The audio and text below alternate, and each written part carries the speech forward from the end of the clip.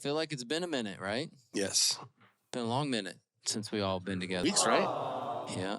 Zach and I took a little field trip, a little schools out field trip. That was kind of fun. Yeah. It was a good time. Hey, what do you got any good takeaways from our excursion in Manhattan? Little Maven's awesome, and I'm really looking forward to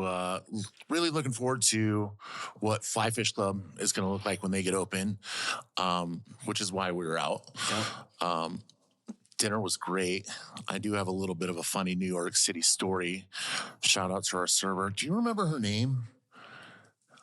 It was. It'll come to It was me. like a Zen. Zen. Or It was Zen. Was it Zen? Yeah. So shout out to Zen at Little Maven, and this is the best story. So we're getting settled in for dinner, and she comes and she introduces herself and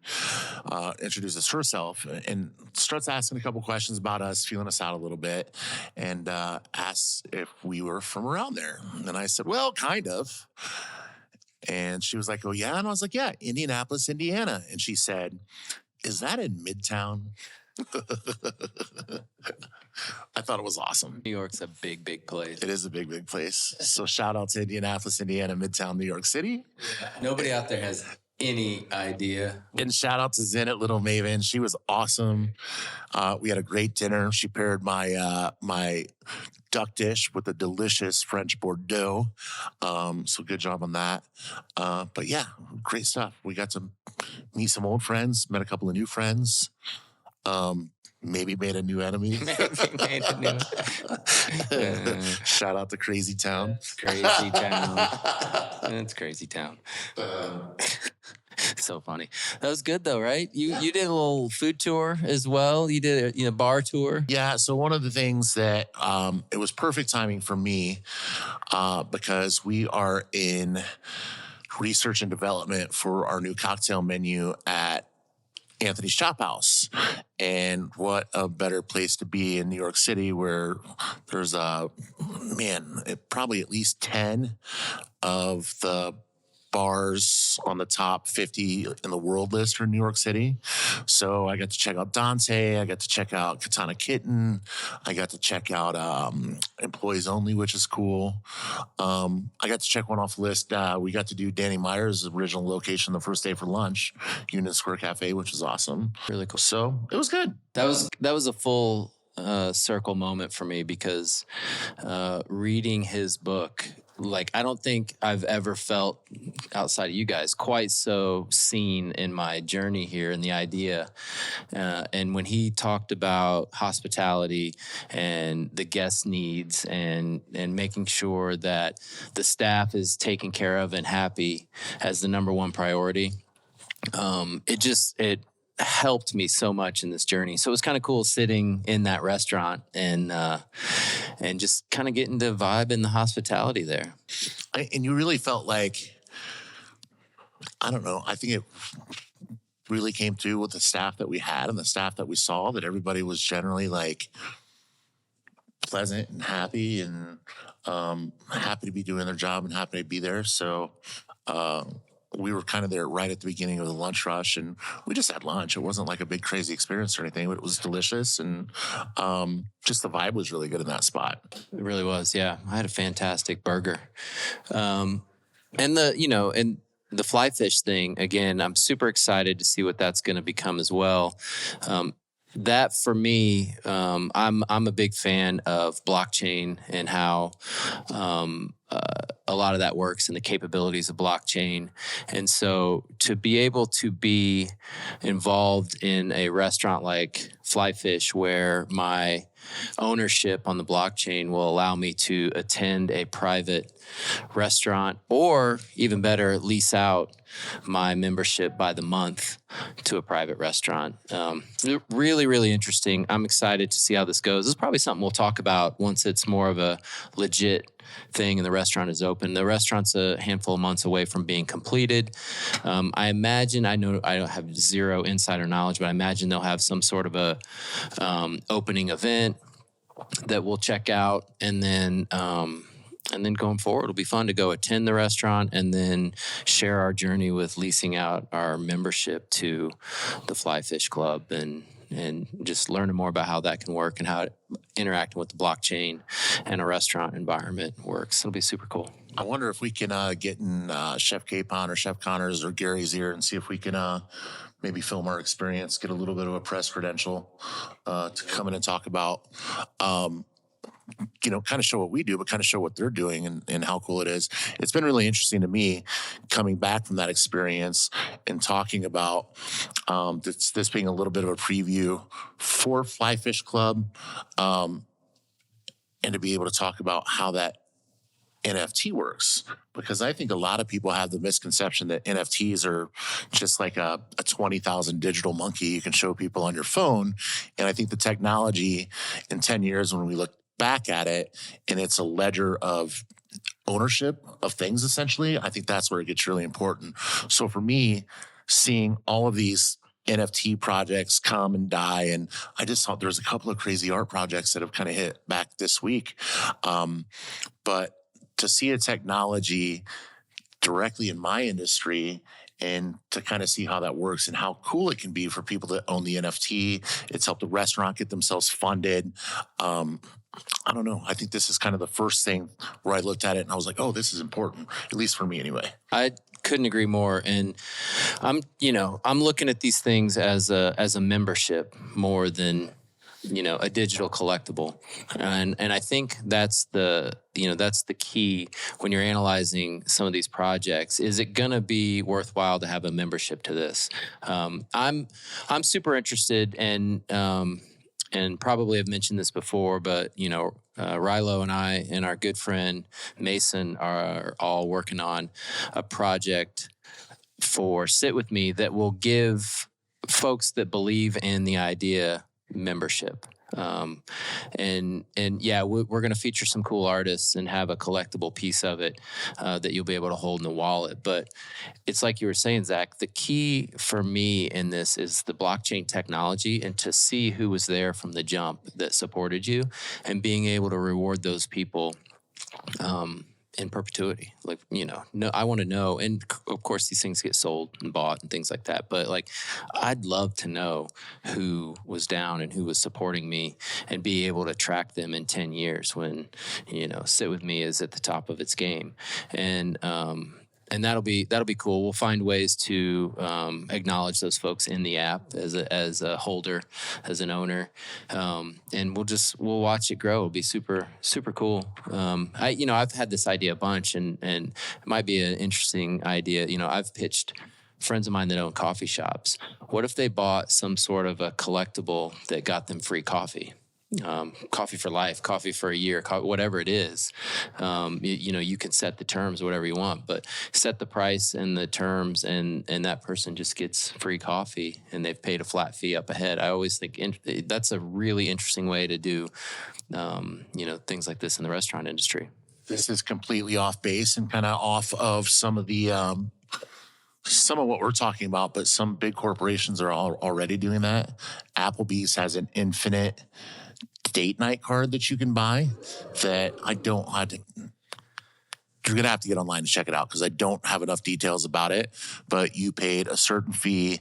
They had only 1,000 of them available nationwide. And for once a week, for the entire year, you got a free dinner for two plus a couple of drinks. Olive Garden does it as well. And that's something, they're just selling a membership card, but that's something that eventually, or if they had the savvy people on their marketing team look at, that could all be done through NFT as well. Mm-hmm. I love it. Yeah. I want to see, bands do this sort of thing. We'll get Ease Band to create a collectible and put it out there. And those of us that love the band will support it and buy it, and that'll help fund studio time. I've got about 10 NFT records right now. Do you? Yeah. That's awesome. I love it. Yeah. Bands, artists, it's a cool way to do, sort of a crowdfunding type of an operation. And, I'm excited. We're gonna roll one out. I've got a lot of good plans for holding dinner events with the four of us and and maybe Dakota if we can get him out of Dallas. But have some events with folks that maybe want to participate. Do some fun giveaways, give some good experiences, go tip some servers that are in there. Our goal is to continue to build the app and continue to leave generous tips for the best servers out there. And so that's where we're going to focus. So look for your Sit With Me membership collectible coming here pretty soon. It'll be kind of fun. We got some. I know. I got a little bit of a Sit With Me update. This will be kind of fun. But we got our good friend Ben Ellis. You guys probably have met Ben a number of times. Super smart coding software engineer fellow has found our error in the back end with the text message thing. Nice. It's a big deal, right? I had an issue with that this weekend, and I just couldn't get the person that I was dealing with to get over the fact that they just needed to send it to their email. Couldn't do it. Yeah. So frustrating. If you're out and about there, until we get this fixed, I'm assuming it's getting fixed pretty quick. But until we get it fixed, if you're downloading Sit With Me, choose send the code to your email instead of your phone. We're having a little bit of a problem with the text message beside of it. Sounds like we got a fix for it, but I just couldn't get this couple, and they're an older couple, but I couldn't get them to click on the email button to send it to the email. They were just set that it had to be going to text, and I was like, all right, well. And to be honest with you, I didn't really want them to sit with me anyway, so maybe it worked out. Yeah, it's fine. If they're going to be that difficult about that, then maybe move on. And one of the things I wanted to dive into today is there are quality guests out there, and then there are less than quality guests out there, and some of them are downright pain in the neck. And so our goal is not to convert every non-tipper or jerk customer to a great customer and a great tipper, although that would be a nice side effect. Our goal is to help amazing servers and bartenders connect with the kind and generous customer. That's it. I mean, we don't need to overcomplicate it and try and save the world from nasty customers. And so that is part of the dance that we want to help servers go through is how do you ask the best customers to follow you in the app, and how do you maybe sometimes dodge the ones that are a little bit of a pain in the neck, which I would imagine you just leave them in purgatory, right? You just they request you and maybe you don't accept, or that's kind of what happened with this one. They haven't requested me because I don't think they figured out how to use the app, but it's great. I love it. There's a couple of TikToks. Maybe we'll hit these first. There are a couple of videos that were out there that I thought maybe we could sort of riff on for a second. And then we'll get into a couple other things. But there's one video in particular. E and I talked a little bit about this one a couple days ago, but I want to get everybody's perspective on it.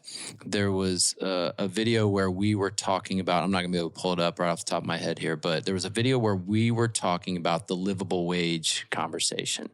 And again, to refresh everybody's memory, sorry, I'm just trying to pull up TikTok. It's all good. Yeah, do a dance to that one. I think that's a popular dance. We were talking about the livable wage, whereas I get it. You pay servers minimum wage if that's what you want, but we have a theory that under the current system, quality servers can do way better than a livable wage, and a livable wage isn't really anybody's goal. That shouldn't be the goal, and a lot of folks, if I think a lot of guests will, if they understand that servers are making a minimum wage, a lot of guests won't tip, or definitely won't tip as much, unfortunately. Now, in some places they do. Some I don't ever operate in absolutes. Obviously, some people will. Some people won't. That sort of thing. But I don't think we can say with any certainty that everybody will continue to tip. I would guess that it's the other way. So we were talking about that, and somebody said in Australia, we pay our servers and it works decently. And so again, what are your thoughts on paying servers so it works decently? Like, is that the goal? Is that what we're shooting for? I always want to know if these people with these comments are like actually the servers, or if they're just people talking. Like, number one, Australia, what are restaurants paying your servers? And your servers accept gratuities on top of that, or no? What's going on in the United States right now, and in states that have implemented this living wage, and I think in all the states in the United States have implemented it so far, it's nobody has taken tips away from anybody. It's everybody's just gone up to $15 an hour. And it looks like in most states that have implemented this, and I know Washington State, California, Chicago just has most recently. I'm probably missing a couple out there. In most states, restaurants were really afraid about what this would do to their bottom line. But it looks like to me, for the most part, and I'm sure it hasn't worked out for a couple of people, but for the most part, this has worked out for most restaurants. And honestly, it's worked out great for a lot of restaurant employees that I know that are in these states as well. So I think in the United States, we're really misleading people by saying that the restaurants are paying a livable wage. The restaurants are being forced by the government to raise a minimum wage up to $15 an hour, and people are still tipping out the restaurant workers. So I think it's a win-win for restaurant workers. It's probably a little bit tough for restaurants to kind of figure that out. But I think, if you raise the cost of your iced tea or a Coke $1, you're probably going to cover most of that labor, I would assume, depending on how busy you are, or raise draft beers by $1 or something like that. There are some taxes and other things that I think need to be considered as far as that goes. So I would like to know what exactly is going on in Australia. But I think mostly here in the United States, it's kind of working out for everybody. Do I think in the United States, we will ever abolish tipping and go to a system to where it's just a flat $25 an hour for servers and bartenders? I do not believe that'll happen. I'm going to give it a big hell no. I think there's too many people in this industry that are good at what they do, that just would demand differently. I don't see taking professional servers and bartenders that have done this, for instance, for like me for almost 30 years.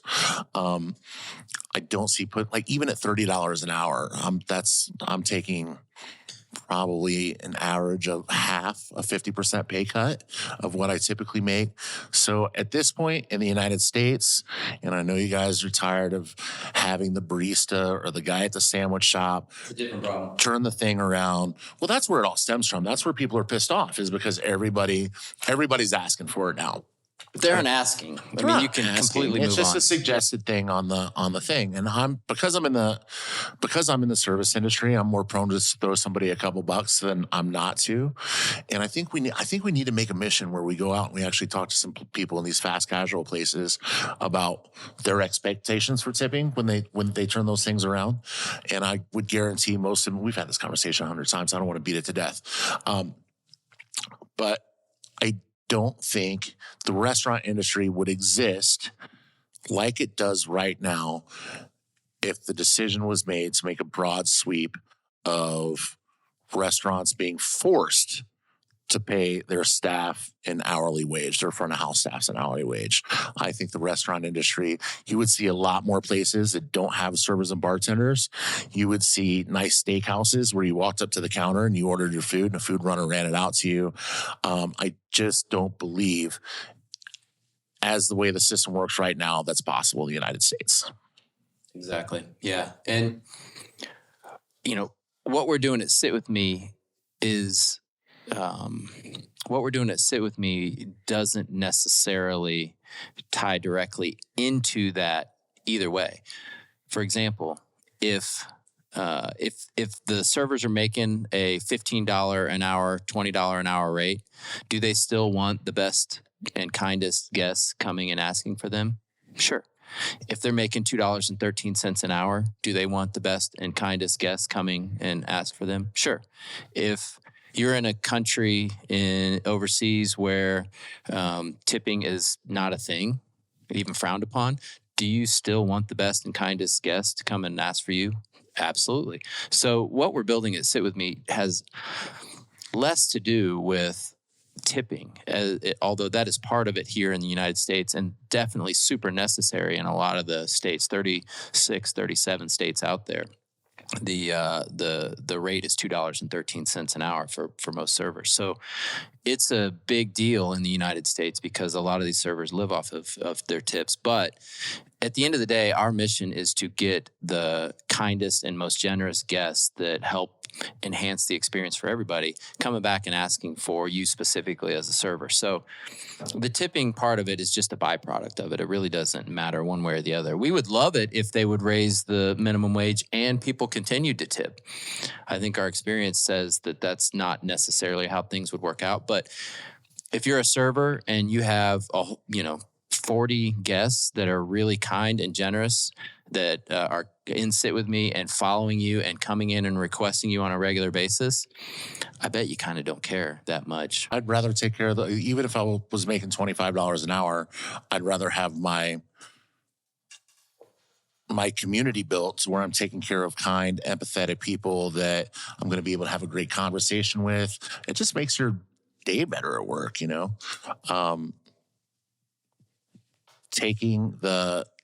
you're just taking the guesswork out of it. You're stacking your deck with people that you like to take care of as opposed to just taking what's walking in normally. So love it.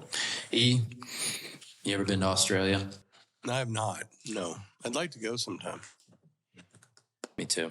Yeah, it's interesting, right? Like, I think the goal should be to make as much as you possibly can, right? Like, well, I can say this. One of my good friends, one of my oldest friends from childhood lives in Sydney. And he said that just the cost of living in Sydney is it's insane. I think it's in the probably top 5, maybe top 10. Like, it's up there with Tokyo and New York. And so, he's not in the service industry at all, but I'd be curious to know what the servers over there, how they do and how they're paid. So according to this guy, decent. That really nails it down for me. Well, and that's the cities that we've pointed out here too, even in the U.S. and talking about Sydney and different places. Like, the cost of living is super high in a lot of the places that are going to this model, and it's more power to them. I think it's great. It's probably out of necessity, because if you made $2 to $6 an hour and you were trying to live in San Francisco, you'd need some pretty massive tips to make up the difference. Yeah, for sure.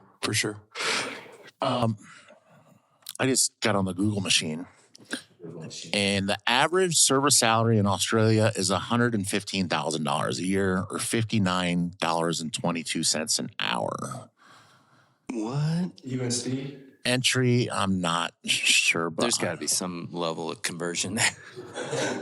So it's kind of across the board, because this one says $29.40 an hour, and this one says $19 to $63 an hour. You work hard enough, you can find any kind of answer you want on Google. But I'm guessing just by the fact that these spreads are so big that the servers and bartenders are making tips. Yeah. So I bet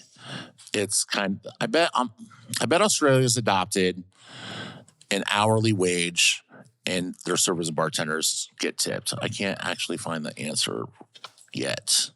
Blame their employer. I feel like you guys would defend with your last. All right, do you want to listen to that part again? Yes. Because they're the only industry that blame their customers when they don't make enough money, and they don't blame their employer. Like, I feel like you guys would defend with your last breath someone who pays you $2 an hour, but you would throw a drink in the face of someone who only gave you $10 that they didn't have to give you instead of giving you $15. Look, I'm not trying to bash anybody, and I'm not saying you don't deserve the money. I'm just wondering how we got where we are. Like, why is the blame where it is? All right. So what he's basically asking, which I think is an interesting question for us to answer. I think there is a perceived agreement, and again, we don't call the servers and the bartenders salespeople. You got a little something right there, Z. There you go, buddy.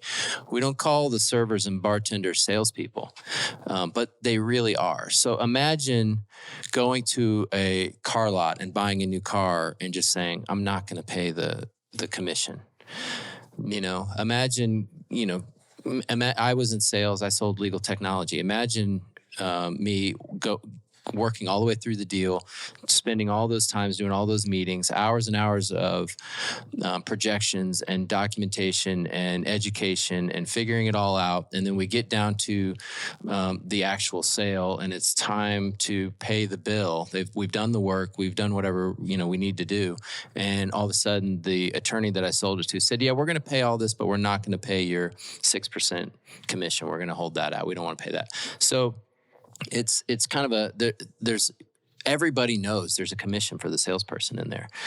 All over the country, all over the world, there's a commission in there for the salespeople. So to answer this guy's question, what drives people nuts is that there seems to be an agreement, an understanding in this country that you're supposed to tip when you go out to eat. And so when a server or bartender gets upset when somebody doesn't tip, it's because that person is kind of cheating the system. And we have an agreement. And the agreement is that if you're great at what you do as a server or bartender, you can do better than somebody that just shows up, takes orders, and phones it in. You can do exceptional. Same thing with any kind of sales job out there. So that's why servers and bartenders get a little frustrated. And I guess if they went into the job saying that we're going to make $20 an hour, they would then get to decide whether or not $20 an hour is worth what they want to do. For some restaurants, like a higher end restaurant and the level of service and level of experience, they wouldn't do that. They probably would not sign on for $20 an hour. But if they're working at a different place, that maybe they would sign on for $20 an hour. It just kind of depends. But they signed on for the job under a different understanding, and this is what the world does, or the United States does. People lose their mind when I say world, but whatever. This is what the United States does. So that's why you get frustrated, because these people are cheating the system. The system is currently you're supposed to take care of your bartenders and servers. Yeah. Boom. Let's go. Anything?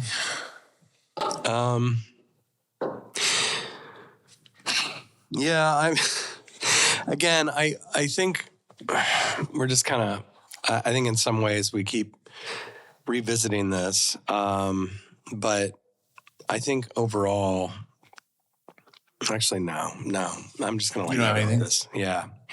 No, I'm going to be nice. You want to say bullshit or fuck or asshole or anything? No, I'm just going to be nice. You don't want to say in this economy, who can afford to tip at Jimmy John's? Well, it's true. This economy is bullshit. That's true. Right. So here's my thing. As a, just back at this guy. And he was asking nicely, I think. Yeah. No. And let's just take it easy on our friend here. He hasn't triggered anything in me. Jim, you're correct. It's a social contract that we've constructed in the United States. That's just the way it is. And that's just the way it is. You go out to eat at a sit-down place, you're expected to tip a certain amount of money. I'm sorry. It's the way it is. If you don't want to tip, stay home, because you're affecting somebody's livelihood. Now, on the professional side of it, as a server / bartender, I've bussed tables, I've bar backed, wore every cape and hat in the entire restaurant. It doesn't happen often to me, and I'm sure at certain places it happens more than it happens to me, but I don't think it's the majority of your people. You're going to get a shitty tip once in a while. You're going to get one of these fucking guys in the comments that says, I don't tip when I go out. And that's okay. Don't let it ruin your night. That one bad tip, that one 10% tip, or that one tip that stiffs you, it doesn't matter in the bigger scheme of things. Let it roll off your shoulders. Don't let it ruin the rest of your evening, because your next table, you're going to kill it. They're going to come in, they're going to leave you a 50% tip and make up for both tables. And that's kind of my mindset. I don't want small things happening during my shift. There's so many fucking things that are going on in a restaurant anyway.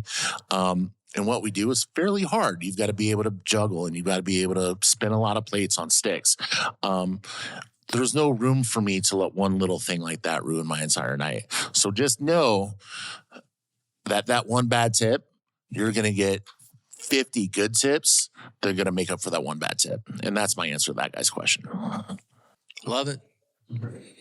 That was a good one. The other one I had kind of stemmed off of that one. It's too close. So we're going to dive into a couple things and then we can, I know you probably had a couple things that you want to mention as well. But one of the things that I want to start focusing on a little bit more is stepping back from the converting negative and bad tippers to good tippers. That'd be a great side effect of what we're doing here. But as I mentioned, we want our Sit With Me folks to engage with the kindest and most generous customers out there, because there are a bunch of us. I had breakfast this morning with a good friend of mine, and he's just somebody that always takes care of the servers. He's really good at, he even mentioned if he goes and picks up a coffee, he leaves his barista a couple bucks, and just because it's, he likes the people, they're kind, they're generous, they put a smile on his face in the morning. So there are customers out there like that, and that's who we want to engage with. So I was thinking we could talk about some tips or suggestions for engaging with your best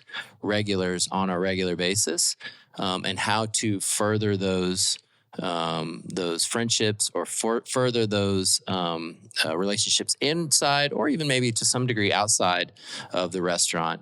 And I got a couple ideas on this. So I can rip off some ideas. You can chime in with your own or answer some of these. Can I ask you a question first? Lay it on me. So generally in society, and us being humans that are in society, who would you rather hang out with?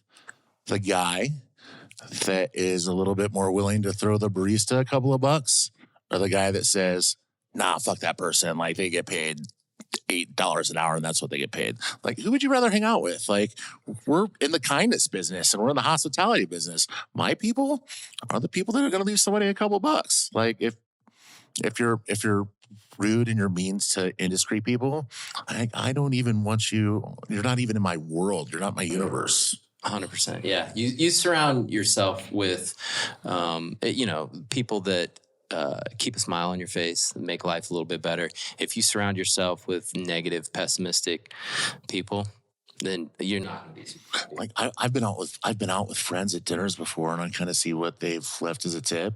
And as soon as we shake hands and hug goodbye at the start of the restaurant, like, I ran to the ATM and pulled out $40 or $50 and been like, "Hey, you did a really great job. Sorry about my friends," and hooked it up. So, but who was I talking to about that recently? Was it you? We were driving along. That was a pretty good story you told me about a friend of yours, right? Yeah, same thing. It was a group of Japanese businessmen, and they were I think they worked for Subaru, and I was taking care of them, and very friendly. But when they paid the bill, the tip was. Average would be a nice way to put it. I wasn't upset or anything. But one of the guys that was with them was from here, and he was not Japanese. And I think in Japan, it's a totally different culture. I've been to Japan. I spent time there, and tipping is just something that they do seldomly. But it is being adopted more and more if the server goes above and beyond. Anyway, the American guy basically came over to me after they got up from the table and said, I really appreciate the job you did tonight, and you had great service. So just wanted to leave this with you, and handed me, I think handed me about $50 in cash. So it meant a lot. It was great. That's awesome. So, along those lines, some ideas to help foster relationships with your best guest. I've got a few that I think are going to be or already are in the Sit With Me app that we can start with, but just in general. One is keeping track of preferences for the guest. What kind of drink do they love? What are they into? What are their favorite foods? Do they have any allergies? What do you think? Thoughts on that one? Those are all easy. Also, like if it's somebody that is going to be a regular and you hear them mention their wife's birthday or their birthday or something, keep a little file in your notes app in your phone for now, because we're adding these tools to sit with me in the very near future. But save a little place where you can kind of keep that information, or even in your calendar on your phone these days, you can set it up to get a ding. So you know when somebody celebrated a recent birthday or a recent anniversary. And, you know, if they come in and within 2 weeks of that, you can express gratitude, or, you know, tell them happy birthday or happy anniversary. And people dig that stuff. People just like to be seen. I think that's one of the biggest things. Like learning your guest's name is a good one too. And I have a problem with that just because a lot of times my brain is just Swiss cheese, but I'm more apt to learn your drink and know you by what you drink before I know your name. But there's a little mind trick that you can do. Like when you meet somebody new and you know it's somebody you want to keep track of, just silently say their name 10 times in your head while they're still in the restaurant, so you can put the face with the name, and you can keep track of them. But people just love being recognized by their name, and a warm handshake and a good greeting like that. So here's a trick that goes hand in hand with that. See what I did there, Rilo? So let's say Rilo messages you through the app and says, "Hey, I'm on my way in." This can work anywhere. It doesn't have to be a really fancy joint, but so if he's coming in, take 2 seconds to walk up to the hostess and say, "Hey, my super handsome friend Rilo is coming in. He'll probably have on a Sit With Me t-shirt and a ball cap and some funky sunglasses. And, you know, he's celebrating his birthday. So tell the person at the front door, hey, look for him and call him by his name, and then bring him over to my section." And so when then when they walk in, boom, the hostess says, "Oh, hey, Mr. Rilo, I like your shades. Come on over." It's a big deal, especially if you're out with a friend and you walk into a cool place and they recognize you by your first name as soon as you walk in. Like, it's a little bit of a status thing. Like, it just makes you feel good about everything. And that's something you can do as a server to do that. It's not like you need the customer to somehow, they're never going to request that. But that's just something that like you can make sure you take care of on their behalf. And that's just going to lead to them asking for you more and more and more. Mm-hmm. What about setting up like whether it's a full-blown restaurant night thing or just something that you do on your own, somewhat of a customer appreciation night where you request specific guests or regulars to come back in, see you specifically, and tell them, hey, we're having a little customer appreciation night. We have a special entree. We're going to give some discounts. I'm going to be making whatever it is. And just kind of, you know, create an appreciation night. And I get to invite X amount of people or guests and make it special for them.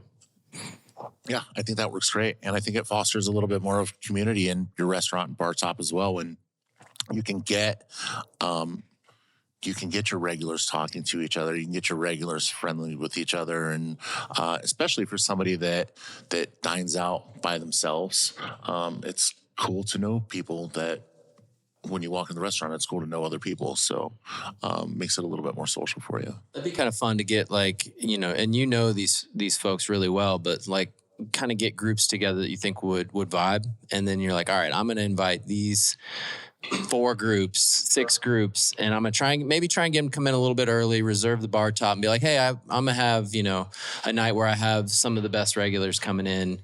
We're going to serve some special meals or have something special on the menu. And then, you know, you invite all those folks in. You could even try, this would be an interesting one. I don't know about insurance. I'm kind of bad at this shit. But like, what if you let a couple of the guests come and like make a cocktail with you, or teach them how to make a cocktail? Well, since we were talking about these event-driven kind of things, I was going to say, if you're a bartender or if you're just a server and you can get your chef involved, like you could set up a night to where you're teaching a cocktail class, or you get your chef to teach a small cooking class or something like that. And you invite your best regulars in for that. And it's interactive, it's social. So you're talking to different people. And you just get your restaurant to sponsor something like that, to bring in your best people. You give them this great experience friends. And it's just a way to further establish your relationship and your rapport. Yeah, I love that. And, a lot of people may jump in and say, well, so many of the restaurants aren't that fancy and the chef coming out and blah, which would be really cool, especially if you got somebody that maybe wanted some sort of a special request and they qualify, right? They're a good enough customer. But you could even do this at a regular, restaurant that isn't super fancy, where maybe you get somebody from the back of the house to come out and just chat with them a little bit about maybe making a dish a little bit special for them or making something a little bit different for them. If they're that, if they're a good customer and a good tipper, why not? Well, say you're and just another idea, say you're a bourbon place, and the distributors that you work with, oftentimes they get distillers to come in to go to the sales routes and talk to the buyers about these whiskeys. Like, talk to your distributors and see if they can bring in somebody from a distillery or something like that, and maybe host a private class and a tasting for your regulars. These are all really easy, probably free things that you can make happen for your regulars, but all things that make them feel special, all things that helps them grow a stronger connection with you in the restaurant and come back more often and put more money in your pocket. I love it. And you mentioned meet and greets, which was on here. What about like social media shout outs? That's one that I think we would be really good at and could help out with a lot of folks, and happy to do that. But like, if you've got a regular that's been coming in for a bunch of years and they're super cool, just a little photo on the restaurant social media that's like, hey, thanks to Ron and Susie. They've been coming in here for 10 years solid, and they're some of the best people. And, we really enjoy seeing them once a week or whatever it is. And just a little shout out, and it helps the restaurant, right? Because depending on who you pick, especially, they're going to share it. But it spreads some goodwill, and people love to be recognized. Sure. I know you've done this in the past, and this is something that could be done through the app as well, but personalized thank yous, whether it's handwritten out, which is definitely awesome, a little old school, but you could send some personalized thank yous to somebody after they've dined with you. You could fire them a note in the app as well. I've done it anywhere through the app. I've done it through a text message. And I worked in a place where we were required to send 10 actual handwritten thank you cards out every week. And the restaurant would provide stationery and postage, and you would just try to, whether you would get your customers' information from your reservation system, or they'd leave you a business card for whatever reason. But yeah, I think it means a lot. Like, people like to be acknowledged. And even if it's even if it's a regular that you have enough of an established relationship with that they're following you through the app, or you have their phone number for some reason, people appreciate a text like, hey, you always take such good care of me when you come in. Like, it's not necessary, but I really appreciate it. I'll see you again soon. People love it. Like, people really like it. Yeah, that's something, I've always noticed being on the guest side when a server, comes back over and just says, hey, thanks. I really appreciate, you being kind, leaving a nice tip. That's awesome. I really appreciate it. Well, and also at that point, honestly, that's a great opportunity to get somebody to invite them into the app. If you have a guest that you had a great rapport with the whole dinner, you pick up the tab, walk around the corner, and you see that they left you $50 on an $80 tab. Like, those are the kind of guys that it's a great opportunity to go back and thank them, but also, hey, I've part of this app. You can follow my profile to see when I'm working, and anytime you're coming in, just shoot me a message and I'll make sure that we've got a table for you or a bar seat for you. Or if I'm not here, that somebody that I trust and love is going to take care of you. Really easy stuff to do. Awesome. You could probably occasionally do a little customer loyalty type of thing. So like maybe in hand with the social media post, every now and again, hand out a gift card to a regular that's been around for a long time and that's been kind and generous, and just, and maybe even throw it in the ballpark of, we saw a regular go out of his way to help another guest in a certain way. And that's this this month's loyal guest, and we're going to send them give them a gift card. It's kind of cool at Anthony's Shop House right now because we already have an established loyalty program, and it's for every $1,000 you spend, you get $100 to spend in the restaurant, and it's all tracked through our POS system. But the cool thing about it is like the number of people. So the only way you know about it is if you read the insert that's in the checkbook when you're signing your when you're signing your check at the end of the night. And the number of people that just don't read that stuff is unbelievable. So if I go out of my way at the end of my shift to point out that we have that loyalty program, and it especially works great with people that you want to establish those relationships with, but people really appreciate that. So if your restaurant has a loyalty program, use that as an excuse to invite somebody that's been coming in to further deepen the relationship with the restaurant. But talk to your managers or talk to the powers that be to see if you can establish some kind of loyalty program for those people that are coming in too. And a lot of times it's built right into your POS. It's a switch the POS company has to turn on, and you can track that information really easily. So what are your thoughts on, because this is very, individual server, bartender driven, Sit With Me is at the moment. There are restaurants out there that are asking their entire staff to download it and use it. But right now it's geared toward the individual. But if you work at a, medium level restaurant that doesn't have a loyalty program, like what do you think the reception would be to an ownership or manager to go to them as a server that's like, yo, I've got like 5 or 6 really solid regulars, maybe once a month I'd like to take one of them and hand them a gift card for $100 or $50 or whatever it is. And like, what are your thoughts on the feedback that they would get? I think it's great to do it that way. And one way I've always kind of done it too. And just if you work in a place where the management understands the value in that, most of the time, if I've walked up to an owner or a manager that I've had a good relationship with in a good restaurant that understands the value of building these regulars, if I walk up and I'm like, hey, Mr. and Mrs. Smith, in 2 months, they've been in 10 times. We made a great relationship with them. Can I comp them an appetizer? Can I comp them a dessert or something like that? And 99.9% of the time, that answer is going to be yes, if you work in a good place.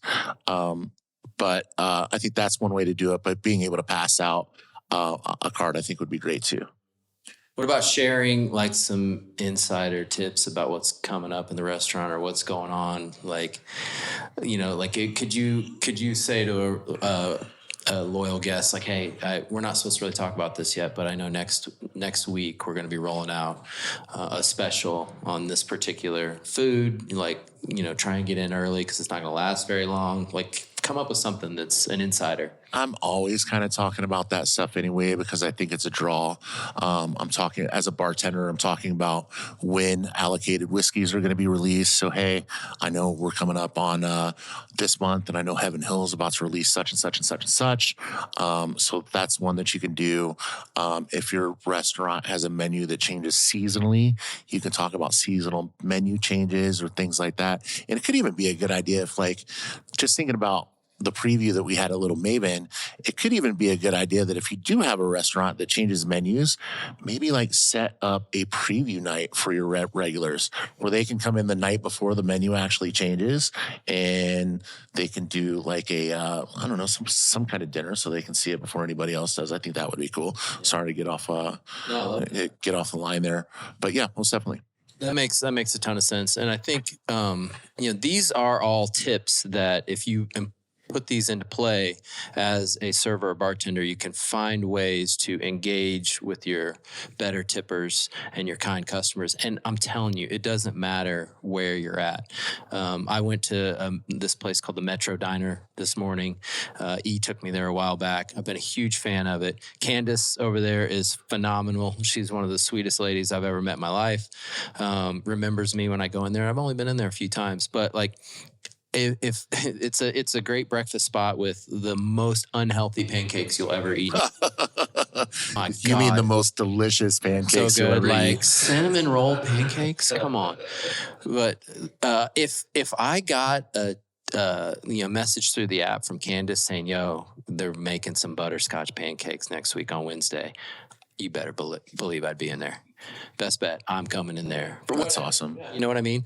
I don't even know if that works, but I totally made that up. But butterscotch pancakes, That's awesome. like toffee and butters. Werther's original pancakes. Let's go. So like, but doing those type of things, it sets you apart, and then it gives people a reason to be like, you know what, I definitely want to go. I'm glad they reached out. I'm glad they thought of me. You know, I can't wait to go in and see them again. And your tips are going to go up. You don't need to put that out there for everybody, but your tips are going to go up. Also, just sitting here having this conversation made me think of something like, all right, take the last 20 minutes of the conversations that we've had talking about starting some kind of loyalty program, talking about being able to comp a appetizer or dessert for regular customer, talking about doing some kind of preview night for a new menu, talking about a cocktail class or a food class.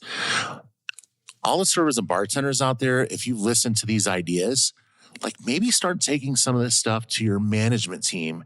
And if your management team sees you as a server or bartender starting to take more ownership of your job and bringing some ideas to the table that is going to be better for everybody in the restaurant, they're more apt to look at you as somebody that's more engaged, somebody that's more professional, somebody that's looking out for the health of the restaurant, not only the health of just your wallet.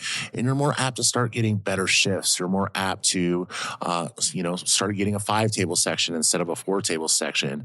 I know from just being around restaurants and restaurant managers that servers and bartenders that are more engaged with great ideas instead of negative ideas and bitching about their shifts or about their table count or things like that tend to get a little bit more love than some of the other servers and bartenders. So definitely take that as a tip. Well, like talk to your management team about these things. And if they see you taking a little bit more ownership and coming up with some great ideas, like that's a great way to help you make money on that side as well. Love it. Yeah. That's a great tip for folks in sales in general, right? And again, we're talking a lot about servers and bartenders that are on their way to being exceptional. We call them super servers. They take this very seriously and they look at these things as a way to make more money. That's our whole goal here. I'm not trying to boil the ocean and change everybody into massive tippers. You are what you are at this point, but I want our servers and bartenders to try and get the best and most kind tippers to come and ask for them on a regular basis. So maybe we can find a way to throw a list together and share it on our socials. But I know Zach ran down the list. I'll run down some of these one more time, and we'll try and get them out on the socials as well. But host regular customer appreciation nights. Personalized greetings. Ask the hostess to remember somebody's name or other staff members to remember their name as well. Remember special occasions. Keep track of their preferences, their favorite meals, their allergies, that sort of thing. Maybe invite them to make a cocktail or teach them how to make a cocktail. Send personalized thank you notes, whether it be inside the Sit With Me app or an actual paper thank you note. Do a shout out on social media, recognize somebody, and let them repost it for you. Some sort of a loyalty program, whether it's your own personal driven loyalty program that you create in your own notes and inside the app, and you like keep track of folks that sit with you, or whether the restaurant has one, or you can push them to create one. Little meet and greets, like there's a lot of options there. You could have the chef come out. You could have, if you have, maybe if you got a friend that's somewhat of a local celebrity or somewhat famous, maybe Elliot, and you could have him come by the table and show off his cabs. That could be something. You could give insider tips and tricks, things like that, or like, hey, we got this special coming up. We got some interesting sushi coming around, whatever it is. Create special events, or you could, we didn't talk about this, you could organize a little bit of a group outing. I know you've done that. Like depending, again, you want to be tight, you want to be safe. It's got to be the best of the best, but maybe you organize a little bit of a group outing, whether it's, I can think of golfing, or you could go, you've done some bourbon trips. Yeah, we're close to Kentucky. So it's great to be able to get to take some guests down and, go on a distillery tour too. Like you can do that as a day trip from Indiana, but like golf trips, or hey, we're all meeting up at Top Golf and we're gonna have a couple of beers and do that. Those little painting things, those little painting classes, those are kind of fun. I would do one of those with the right people. It'd be kind of fun. Like it could be anything. I think overall, the number one takeaway from all this is if you just recognize some loyalty occasionally in your guests, recognize those that are just generally kind every time they're in there, whether it's just saying thanks, whether it's giving them a gift card occasionally, whether it's introducing them to somebody cool, like just recognize the loyalty and the kindness of a good guest, and they will come back very often and ask for you specifically, which is our goal. Speaking of which, I'm not sure how I'm gonna pull this off yet, but Rilo stopped and picked up our coffees today, and it took a while, and they gave him a gift card. Super exciting, right? So we're gonna give away a gift card. This is Starbucks. We'll do a Starbucks gift card, I suppose. I would also like if you have like a local coffee joint that is around you somewhere, I'll find a way to like buy a gift card. I like Starbucks. It's okay. I'm not anti-Starbucks, but I do really like our local spots as well. Georgia Street Grind downtown, Bovacante and Fountain Square, The Well here in Fishers. The Dry Bones Mud House downtown is another really good one. Those are my... What's the one that I like with the fancy couches that's down in Parlor Public House. That's right on the corner of my house. That's a favorite for me. Yeah, the couches are phenomenal there. If you have a coffee shop and you got comfy couches in there, you're not shaking me. I'm going to be there. Yeah. So those are just ones in Indy that we love, but I'm sure wherever you're at, there's super cool coffee shops. So we'll come up with something. Maybe leave a comment in the DM. Leave a comment in the comments section on this video about your favorite coffee joint and a cool barista there, maybe to give us a little story about an actual person in the coffee shop. And I will read through these with the squad, and we'll send out some coffee gift certificates. That'd be fun. I'm down with that. Beautiful. Dope. So we covered those. I think that's good. Did you have anything was there anything cool going on in Lush Life this week? Yeah, she's got a couple things up right now. So Tales of the Cocktail Foundation has partnered up with Florida Cana Rums for the Florida Cana Challenge.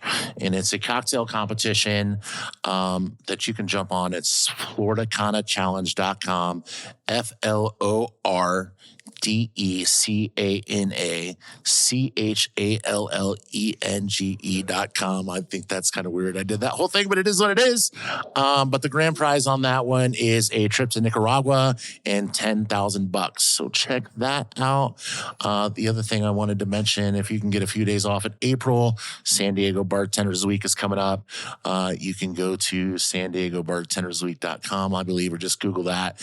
And events like that are great. Lush Life is great at putting these communities together where they will take a group of bartenders or servers and put them in different places. We'll put you in Kentucky for some time. We'll put you in San Diego for some time. But these are great networking events that are typically sponsored by brands that you'll get some education, you'll get some swag, you'll get some good times, you'll get a ton of networking, which can open up a lot of opportunities. So I would definitely check out those things. If you have any questions on that, hit the messenger in any of our stuff or hit me on any of my social, and I'll shoot you in the right direction. Love it. Yeah. And if anybody happens to be here in Indianapolis, I guess we're all over the place. I recently joined a new group called Powder Keg. There's a lot of indie based, but also executives all over the country that are members of this. I've only been to one event so far. I had a 2-parter where we sat and spoke with some folks on like mindfulness and meditation and just being healthy in the mind on work days and just in life in general. And then we talked a lot about, we had a kind of a panel discussion on AI. And it's cool to think about different ways that AI might interact with, sit with me in future versions. But I would look into, if you're an executive here in the Indianapolis area or anywhere in the country, look into Powder Keg. I think it's powderkeg.com, and they're on a lot of socials. Community director, Nate Spangle's pretty amazing dude. He's all over the place. So look into them a little bit. And it's been just I've probably had 10 meetings already in the first couple of weeks on just cool people that are interested in helping each other really grow. The thing that I thought going into this powder keg experience is a lot of people were going to be wanting to meet with me to figure out, how I could buy something from them. And to be perfectly honest, it's been the exact opposite. Everybody I've met with has been interested in how can they help the person they're meeting with. And it's, and just like we talk about with Sit With Me, the kindness and generosity gets you excited and it makes you want to help those people even more. So 10 people or so in and one event in, and it's been fantastic. So check out Powder Keg if you're into networking and meeting other folks. And even in the restaurant industry, I think there's a lot of restaurateurs in there, and it's cool to get in there and just talk about growing your business, talk about social media trends, talk about finance and accounting specialties. Just depends whatever you're trying to do. There's probably somebody in the community that's either done it or going through the same thing. So that's what it's all about, and I'm a big fan so far. Sweet.